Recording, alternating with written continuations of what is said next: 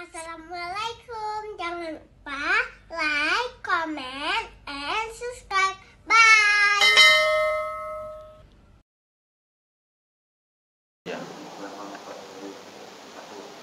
Iya. Gimana? Oh. Itu saya tidak tahu informasi juga itu, Pak. Karena begini, Nabi Musa itu memang salah seorang nabi yang unik memang. Uniknya begini, di dalam Al-Qur'an itu disebutkan nama beliau itu 131 kali. Beda dengan nabi-nabi yang lain. Kemudian di dalam Injil pun disebutkan 80 kali Nabi Musa itu. Kemudian kejadian beliau itu banyak yang unik-unik. Kejadian dengan orang yang lain, interaksi dengan ini, interaksi dengan itu ya. Tapi dengan Syekh Bal'am itu saya belum dapat informasi lagi. Ya. Jadi belum dapat informasi. Jadi yang jelas kalau disebutkan di dalam Al-Qur'an itu beliau dengan Nabi Khidir ya, Nabi Khidir. Khidir ya, bukan Khaidir tidak. Khidir itu berasal dari kalimat khadara. Khadara itu hijau. Kemudian nanti Nabi Musa dengan Bani Israel ya. Nabi Musa dengan itu sampai cerita beliau itu 131 kali. Ini kalau di dalam Al-Qur'an. Tapi saya tidak tahu, mungkin ada dengan Syekh Bal'am ya. Syekh Bal'am yang meninggal dalam keadaan kafir itu. Ya. Itu saya tidak tahu ceritanya bagaimana. Karena sebagian begini. Ya. Ada cerita-cerita termasuk di dalam tafsir Al-Baydawi, termasuk nanti dalam tafsir Ibnu Katsir. Cerita itu ada apa cerita maudhu itu hadis palsu. Mana contoh hadis palsu? Di dalam tafsir Baydawi, ini kita tidak bawa Baydawi. Dalam tafsir Baydawi di situ ada disebutkan begini. Ketika menjelaskan wa idza laqul ladzina amanu qalu amanna wa idza khalau ila syayatinihim qalu inna ma'akum innama nahnu mustahzi'un. Jadi ketika mereka ketemu dengan orang beriman, mereka mengatakan kamu baik sekali, kamu begini, saya bersama kalian ya. Ada sebuah hadis yang diangkat, maka hati-hati dengan hadis ini, Pak. Tetapi hadis ini terdapat di dalam tafsir Al-Baydawi, tapi setelah ditahqiq oleh Syekh Yasir Abu Shadi. Ada dua pentahqiqnya, satu lagi Fathil Majid ya, Fathi Majid ya. Ada dua pentahqiqnya. Setelah ditahqiq, ada sebuah hadis di dalam tafsir Al-Baydawi yang belum ditahqiq. Itu orang munafik ketemu dengan Abu Bakar As-Siddiq. Ini hadisnya. Ketika falamma laqiya Abu Bakar As-Siddiq, apa kata orang munafik? Wahai Abu Bakar, kamu dari keturunan Bani Tamim, kamu orang hebat, kamu orang begini, kamu kuat sekali, kamu hebat sekali, keislamanmu hebat sekali. Ketika itu falaqiya Umar, mereka ketemu dengan Umar bin Khattab radhiyallahu anhu. Apa katanya? Kamu dari kelompok Bani Adi. Bani Adi adalah bani yang kuat, hebat sekali. Kemudian ketemu lagi dengan kelompok Ali bin Abi Thalib. Mereka mengatakan kamu wahai Ali begini-begini. Rupanya hadis itu setelah diselidiki, setelah dicek, hadis itu adalah hadis maudhu, hadis palsu. Ya. Ini dari mana ini? Ini namanya takhrid hadis. Ada di dalam sebuah kajian kajian hadis itu namanya takhrid hadis. Makanya banyak nanti mahasiswa-mahasiswa itu ini seperti tahqiq, Pak. Dia keluarkan hadis ini, nanti dia cek hadis ini apakah hadis palsu atau tidak. Salah satunya hadis palsu adalah yang itu. Jadi makanya tafsir itu banyak sekali nanti pentahqiqnya beda-beda pentahqiqnya. Tafsir Al-Baydawi saja ada berapa orang pentahqiq. Kemudian ada beberapa tafsir juga, makanya carilah tafsir yang ada pentahqiqnya. Pentahqiqnya maksudnya begini, seperti tafsir Ibnu Katsir. Tafsir Ibnu Katsir yang pertama itu karena tidak ada pentahqiqnya, di situ bercampur-campur semuanya. Apakah itu ada hadis dhaif atau bagaimana, bercampur-campur semuanya. Tapi ketika ada pentahqiqnya, maka sekarang lahirlah tafsir Ibnu Katsir, Al-Mukhtasar As-Sihah, tafsir Ibnu Katsir. Jadi ada kumpulan-kumpulan tafsir Ibnu Katsir yang sudah sahih. Maksud sahih apa? Yang hadis-hadis yang enggak bisa ini dikeluarkan dari situ, dikeluarkan situ. Cerita Israiliyat yang tidak ada landasan hukumnya dikeluarkan dari situ. Karena sudah ditahqiq. Ketika kita melihat kitab Ihya Ulumuddin punya Imam Ghazali, Pak. Maka kenapa beda-beda kitabnya, Pak? Beda-bedanya begini. Padahal pengarangnya itu adalah Imam Al-Ghazali. Kenapa bisa beda-beda? Berbeda-beda karena berbeda pentahqiqnya. Ya. Kalau kitab sama saya itu pentahqiqnya adalah Said Imran. Nanti ada orang lain sudah lain lagi pentahqiqnya. Said Imran karena memiliki kecerdasan tertentu, ketika dia membaca Ihya Ulumuddin, ketika dia lihat ini hadisnya tidak ada landasan, ini ada landasan, ini begini, ini tidak ada. Dia tahqiq semuanya. Sedangkan Imam Ghazali tidak, beliau tinggal pilih-pilih saja. Apakah hadis itu begini, golongan ini dia tidak mau tahu. Jadi makanya saya tidak tahu ini anak-anak kecil bukan. Nanti kalau saya bilang tiba-tiba nanti ada jamaah tahu ya, itu kan hadis nggak benar itu. Nya kayo julo nih. Atau nanti cerita tentang jemaah saya akan cari tahu nanti. Apa hubungannya Nabi Musa dengan Syekh Bal'am? Tapi selama saya baca tafsir selama ini, artinya di dalam tafsir itu, dalam Al-Quran itu tidak pernah dibahas Syekh Bal'am dengan Nabi Musa alaihissalam. Mungkin di dalam riwayat-riwayat Israiliyat mungkin ada dibahas itu cerita itu. Dan mungkin saja, bisa saja nanti penyebutan dengan Abdul, kata-kata Abdul. Jadi Abdul itu bisa saja hamba dan siapa saja tidak disebutkan namanya di dalam Al-Quran. Bisa saja itu. Ya.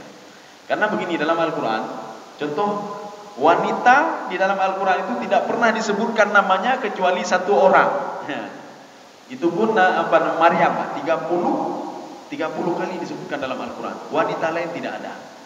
Siapa yang ada wanita lain disebutkan? Aisyah itu tidak ada pernah disebutkan. Tidak pernah disebutkan dalam Al-Quran. Disebutkan Imra'atu Fir'aun, istri Fir'aun, Imra'atu Nuh, istri Nuh. Siapa nama istri Fir'aun? Tidak pernah disebutkan dalam Al-Quran. Istri Nuh tidak pernah disebutkan dalam Al-Quran. Ketika Nabi Yusuf alaihissalam berada di dalam kerajaan, ada seorang wanita, Imra'atul Aziz turawidu fataha. Ada seorang wanita raja, dia itu apa? Dia itu tidak bisa menahan dirinya terhadap fataha. Ya, Nabi Yusuf alaihissalam tidak pernah disebutkan kalau namanya Zulaikha. Yang disebutkan mana dalilnya kalau itu Zulaikha? Allah cuma menyebutkan Imratul Aziz. Ya, Imratul Aziz itu adalah seorang wanita raja. Tidak pernah disebutkan namanya apa. Kita nyawandang yang sebutkan nama.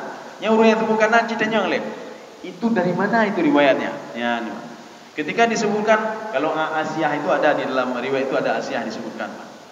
Imra'atu Nuh gitu juga. Kemudian Imran, istrinya Imran, ayahnya Maryam. Tidak ada disebutkan di dalam Al-Quran, tidak ada disebutkan. Cuma di dalam tafsir disebutkan Hanah namanya. Namanya Hanah. Ini berdasarkan riwayat-riwayat yang ada. Gitu. Jadi nanti akan saya cari tahu ya.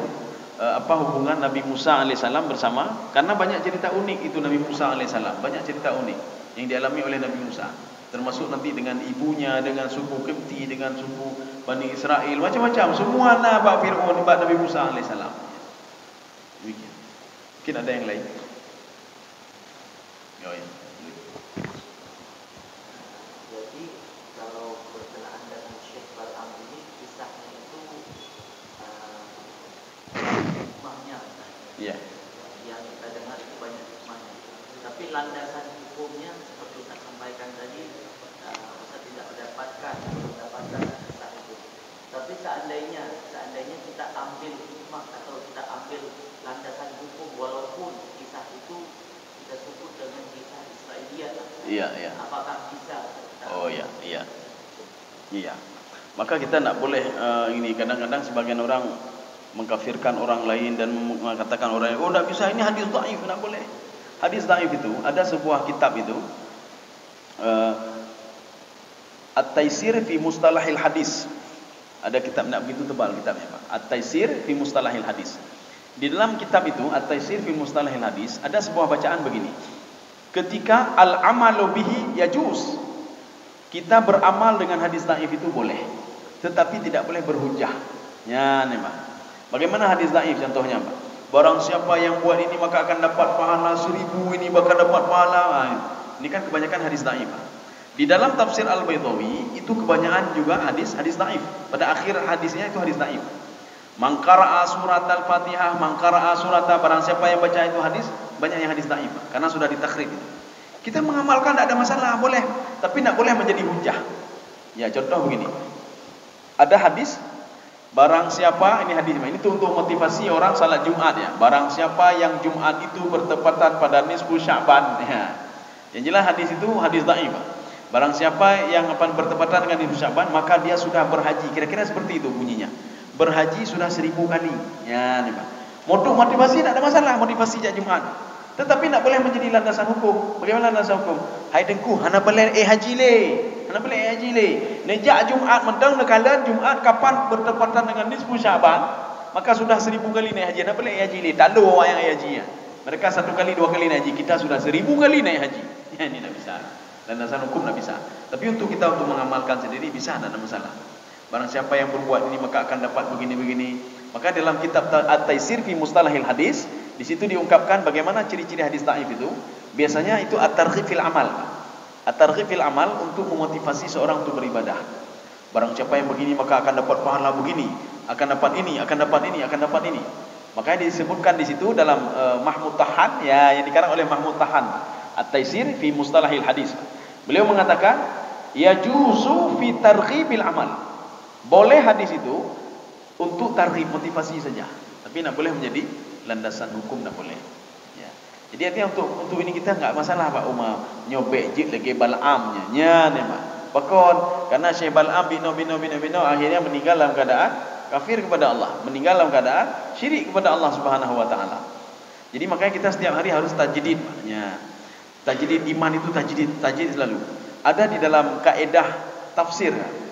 Itu diungkapkan dalam usulut tafsir fi qawaidi, usulut tafsir wa qawaiduhu. Kaidah tafsir dan kawaid-kawaidnya. Kalau seandainya ayat Al-Qur'an, ya ini kata kunci saja, Pak. Kalau ayat Al-Quran itu dimulai dengan kata kerja, artinya apa? Litajdid. Ya, tajdid.